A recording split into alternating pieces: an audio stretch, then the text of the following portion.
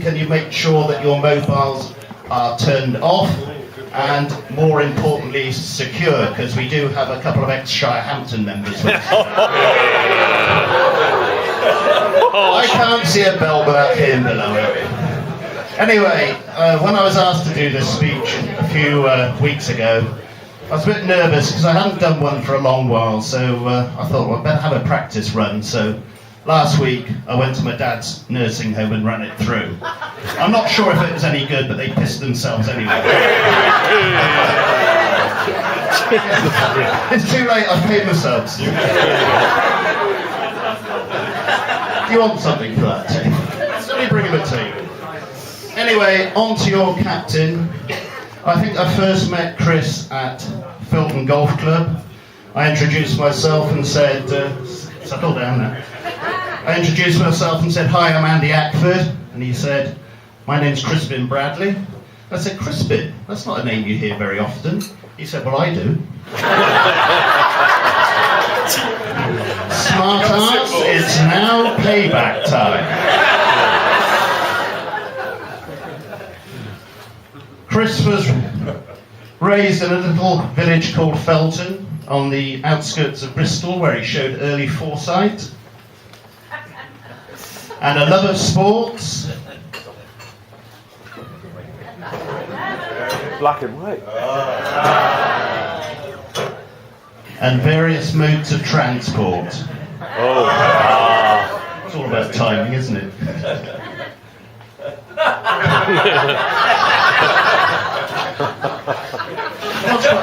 It was quite a chunky chat, wasn't it? Anyway, he attended the local school with 3 other pupils and a pig. And there he gained a scholarship to Bristol Grammar School. Narrowly edging the pig into second place. Is that Bunter or is that you? Both, I think. Anyway, at BGS he met his good friend Nick Arney, who's glad to see him here today, and congratulations to you, Nick, 'cause I believe you're captain of Putnam Golf Club this year, so well done. No applause, of course, it's a friendly club. And this is where he also met friends Tim Parnell and Hugh Ellison.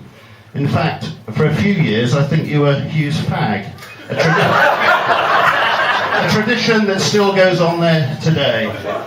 And even here at Henbury Golf Club, but of course only on tables 1 and 2 with the doors firmly shut. Oh, controversial, wasn't it? He worked hard and gained 10 GCSEs and 4 A-levels. Whoa, that's not true, actually. He got a CSE in art and maths. And ended up marking out tennis courts. But somehow, he got to Plymouth University. Polytechnic. Thank you, Blackie. I wasn't going to use this, but in a perfect opportunity, I actually was second choice, but he did ask Dave Black to do it. But when he read it out at rehearsals, it was all about himself. Touché! Anyway, as some of us older people like to say, a polytechnic. Sorry. How did he go? HNC, no degree. And, right, yes, yeah, thanks, Bucky. Oh, yes. He studied engineering, and like his good friend Nick said, everything he tried to mend, he broke. Oh, Lord. It does look like a young Liberace, doesn't it? Wow. Anyway, this is where you gained your love of the sea, I believe. And for a while, he ran a surfing school. Which one am I? I think you're the one on the left with your nose in the air.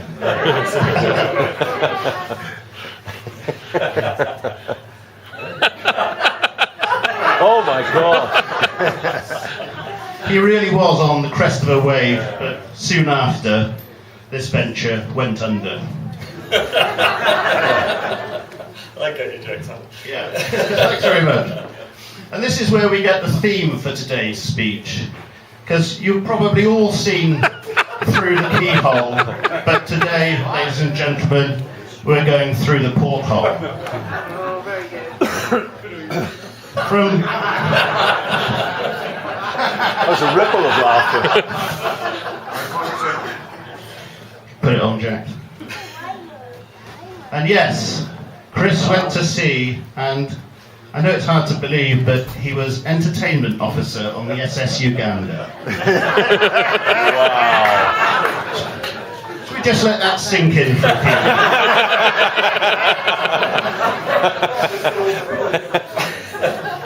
It may be true. Obviously, being a new boy and quite nervous, I'm told, which is hard to believe. But he was soon welcomed aboard by a captain, Mr. Bates, and his young son, Fred, Roger the cabin boy, and a few other able seamen. Soon enough, he was arranging the usual on-board entertainment: deck quoits, bridge afternoons, yes, find the golden ribbit, and naked leapfrog. I don't think that really got off the ground. It's not the Oscars. Got the right answer. They also had educational trips where they would study literature, Chaucer, Shakespeare, but I think they specialised in Dickens. He was also responsible for the Christmas pantomime, and when asked by the crew what it would be this year, he said, "I'll get Aladdin." Ooh, from your boy. Anyway, in 1982, the Archies invaded the Falklands, and the SS Uganda was commissioned by the task force, and the captain called the crew together, picked out the quivering entertainments officer, and said, "We've got to prepare for war. Bradley, could you kill a man?" And he replied, "Yes, sir, given time."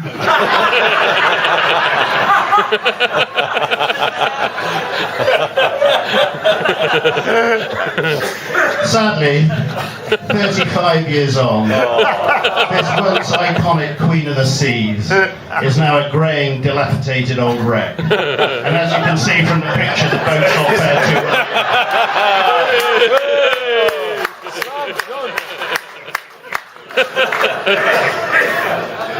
So for the first time, do you want to talk to somebody?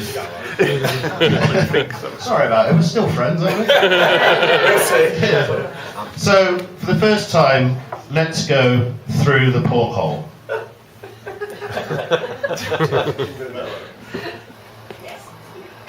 Right, here we are. We've arrived at the gap in Port-Shundies. Sorry, can't really do the accent. Probably end up sounding like Orville with the cold. Anyway, come on, let's go straight in. Look at the cruises. Won't bother to clean the feet, straight in. The dog shit on there, never mind. Right, well, the person who lives here obviously likes sport. There's some of the clues: the hats, the golf shoes, cricket bat. Oh, that one hasn't been used, nothing out in there anyway. Right, well, we will return for some more clips later. Cheers. But from here, Chris went on to London to seek his fortune. And this is where he met his lovely wife, Sarah, who was chaste, but eventually caught at the second attempt. But we'll talk more about your wicket-keeping skills later. And I think this is where you really gained your love of the arts, the snazzy dance moves, and also your flamboyant dress sense. So let's go back through the porthole. This person's also known for his flamboyant dress, so let's have a quick peek in his wardrobe. What? I think there's a theme going on. Seems to like this colour, pink. In fact, you could say he's a bit of a dandy. He often wears a topper. You know, he likes a beano. On the golf course, he's quite valiant. rarely gets an eagle, but sometimes is the victor. And in Cockney rhyming slang, he's quite often known as Bunty. Come on, keep up. I mean, Dobby got a knighthood for this. So he came back into Bristol. He continued with his love of cars, sports, and other interests. So let's go back through the porthole. This person's obviously got lots of interests. The saxophone. Is it his? If so, let's hear him play it. Now, funnily enough, but How long it's been? it's a rather personal question. But of course, we wouldn't let you do this on your own. I thought it'd be a little bit unfair. So we have arranged some musical accompaniment, and so let me introduce to him his backing group, the Symbolics. Unfortunately, Sim couldn't be here, so we're just...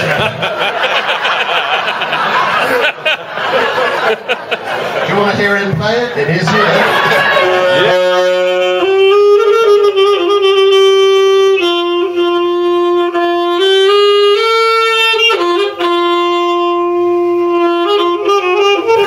He's also a proficient skier. He did have a part in it, yes.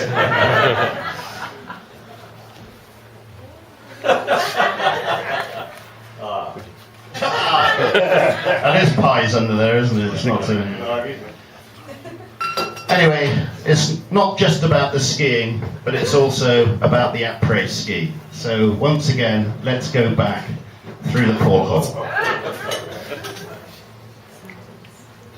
As we know, this person likes a drink, so let's have a look and see what his drinks are. Look at this. Fancy gin, posh git. You can't just have a ordinary taste. That's disgusting.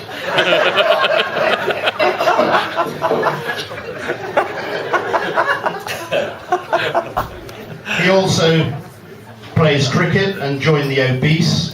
Sorry, that's a typo, it's the OBs. Where his managerial and team building skills are once again to the fore.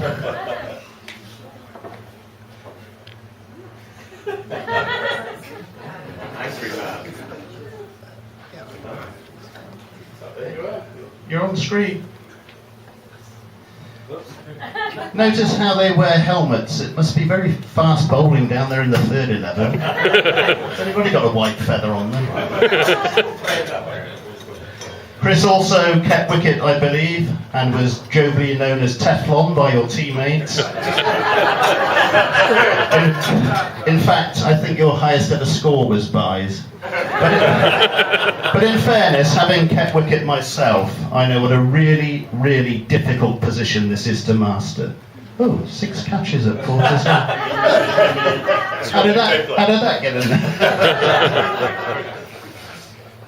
But go on to win the league they did.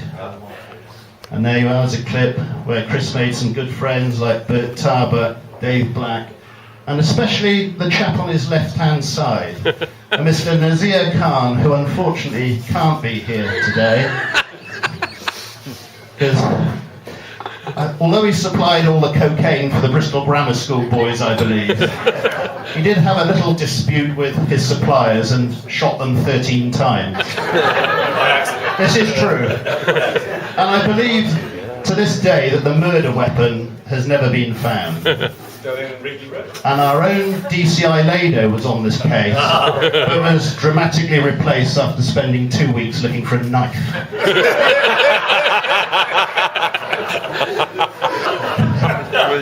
But of course, his first love is golf. So let's go back through the porthole. Right, here's his bookshelf. Let's have a look at that. First of all, talking balls. Well, that's par for the course. Obviously, he likes his golf, as we know, and it's well known that he has a little bit of trouble with his short game. So let's have a look at these volumes and see what's in here. Shots for Beginners by Mark Godfrey. Second volume. World's Best Air Shots by Roma Hit It. 2 big volumes there, must do this quite a lot. Double Hitting an Introduction. TWAT.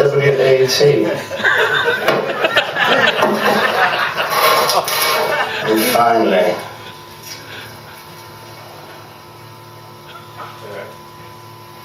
excellent. 4 volumes, and he's still doing it.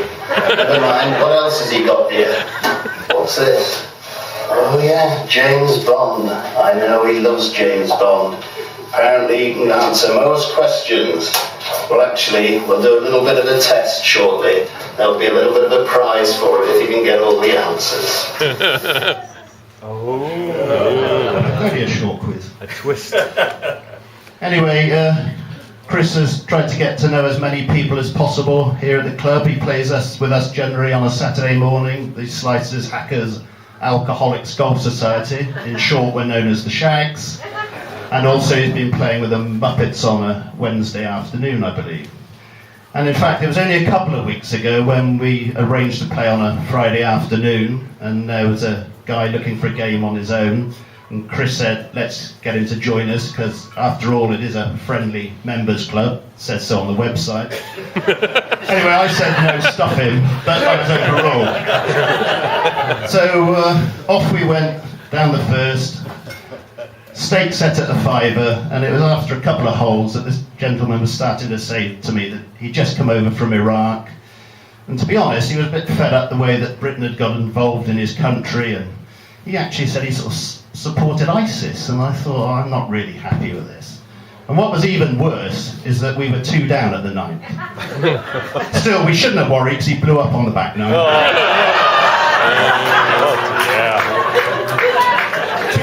Too far? Just enough.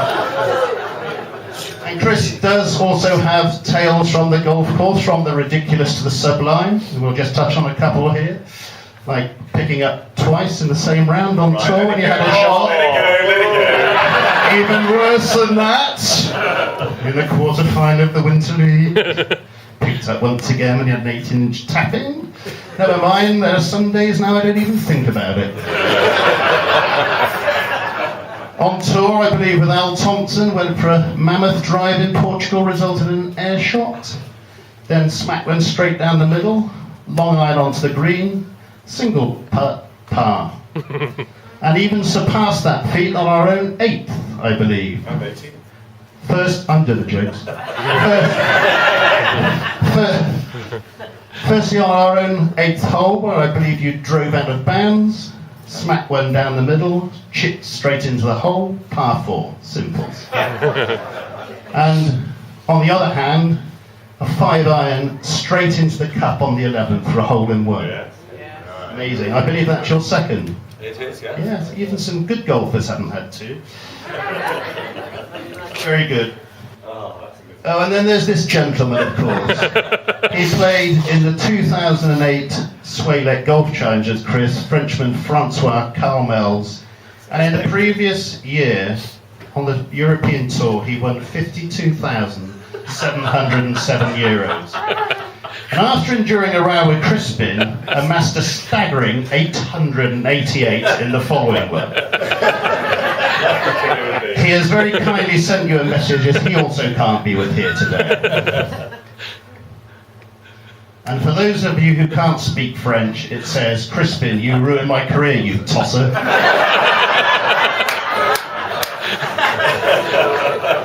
But just to balance things up a bit, Chris is also a member of a golf society called the Chair Stackers, and he has been, this is a nice part to me, champion on a couple of occasions.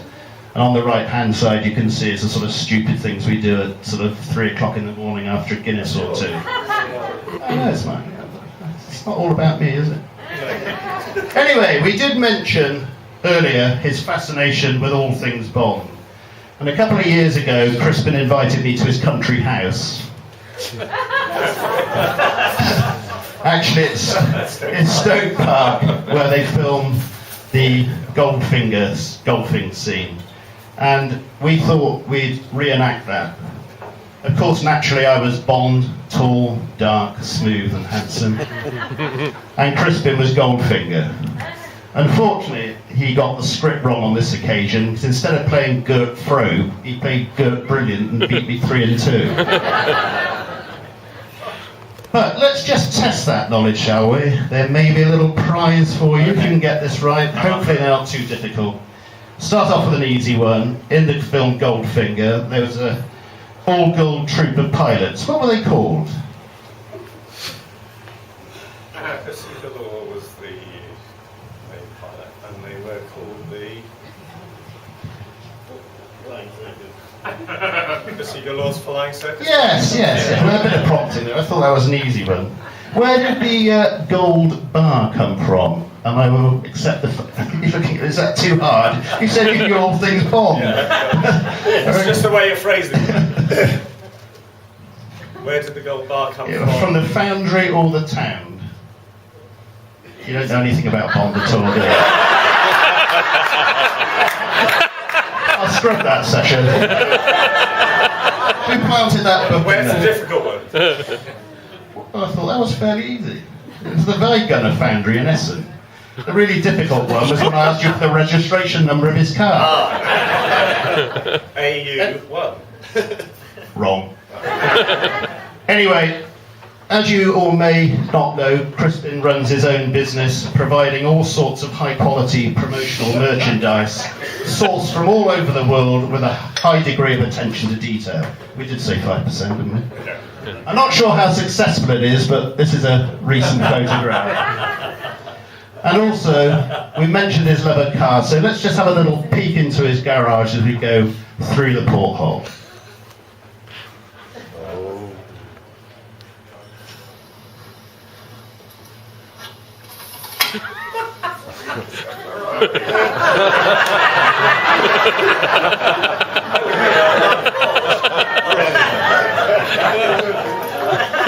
Very good. Yeah. These are all his. And also, his employees didn't want to pass up this opportunity, so they sent a message of good Mother's Day.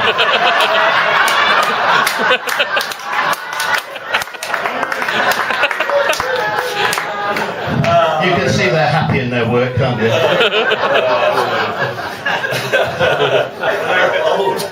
And as it's the Chinese year of the chicken, we'll probably get another good stuffing in the Winter League as well. Well, we're very nearly at the end of this journey. I've embarrassed him enough, yes. And I do have a final clip to show you, but I must warn you that some of you may find some of the following scenes distressing.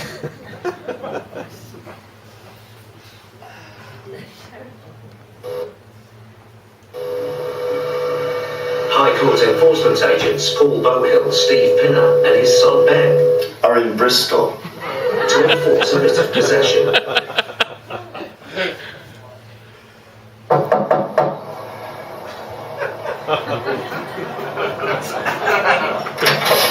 Excuse me, sir, are you Trevor Emery? Yeah, well, I'm getting seen a writ of possession. So, yeah, well, you've got 10 minutes to clear your locker and be off the premises. No, that's not right. It's Mr. Bradley. Crispin Bradley? Crispin Bradley, you've got 10 minutes. Are you sure about this? I am, but please, sir, you've got 10 minutes to clear your locker and be off the Well, I premises. think there's some misunderstanding here. Well, it's nothing to do with me, sir. Just cooperate, I'll be very grateful. Well, I'm afraid you've got to do it, sir. So if you could do it, I can give you a hand, and 10 minutes and you can be off the premises. my hands? I don't care. It's not down to me. Please, sir, if you could just do it. No arguments now, please. Thank you. Well, I only got a pound in here as well, I'm going to take that.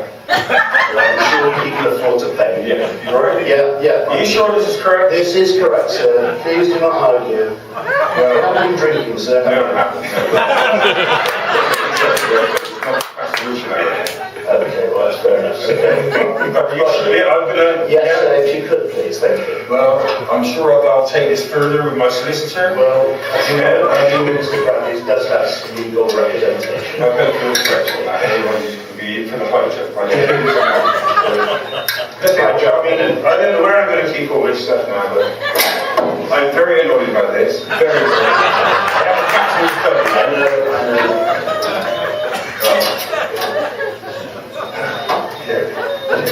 Or is it coming soon? Right.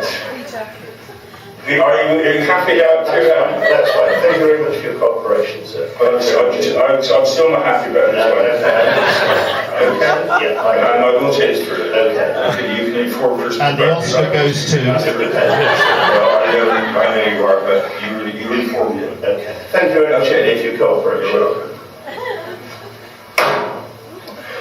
Yes, it's done now. It's thank you. Cheers. Well, I think if I'm not talking about the drink now, Oh, good. Brilliant.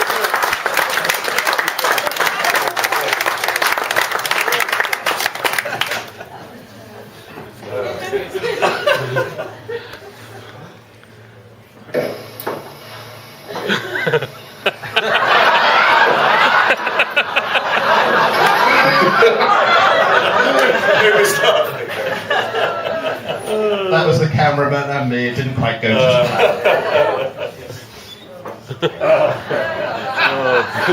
Notice the attention to detail on the spelling.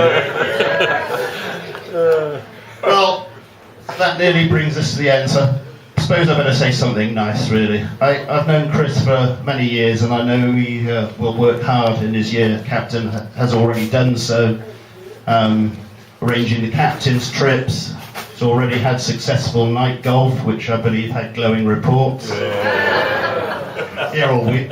And obviously you need support. And first and foremost, your wife Sarah, your two daughters Rio and Ray. Both should probably be known to members of the golf club. Rio has worked behind the bar with Paul and Debbie when she's not studying at university. And Ray has also represented Henbury Golf Club in the juniors section and also the county and worked in the shop. Chris has also helped rejuvenate the juniors section with the help of the people in the pro shop and has put a lot of work into that. And also he'll need support from his vice captain, Mark Wright. Of course, Mark, you will only be right in name only through most of 2017. My way or the highway is his watchword. The Shags, and also, of course, the membership of Henbury Golf Club.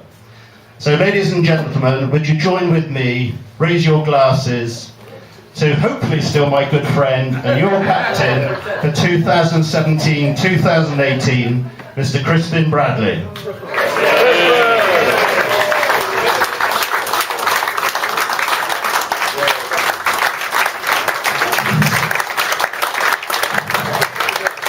Now, you know it's customary for the captain to be transported to the first tee. Well, we have spared no expense to get a celebrity driver. Yes, we literally haven't spent anything. But for those of you who watch Top Gear, they call him the Stick. And he should be coming in. on cue. On cue.